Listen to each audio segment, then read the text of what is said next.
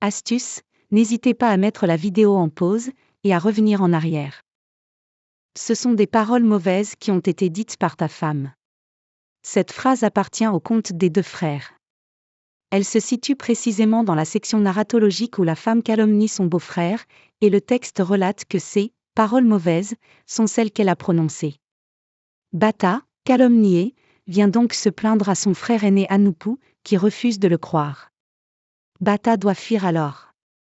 Les dieux interviennent à plusieurs reprises pour protéger Bata, qui subit diverses métamorphoses et épreuves, avant d'accéder finalement à la royauté d'Égypte.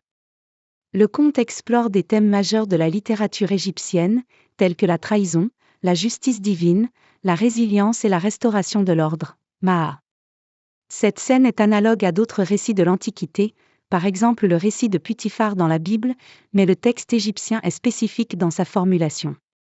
Le conte des deux frères est connu par plusieurs ostracas et papyrus du Nouvel Empire, notamment une version hiératique en papyrus d'Orbinet, musée de Berlin.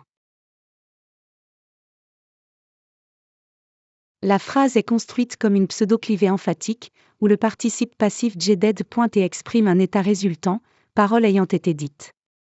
Le pronom introduit la focalisation sur Medou et Binout, tandis que NHM est égal qu'à marque l'agent du procès dans une construction passive. Pousser alors de pivot emphatique, le complément d'agent introduit par N précède le sujet focalisé, conformément aux constructions emphatiques passives.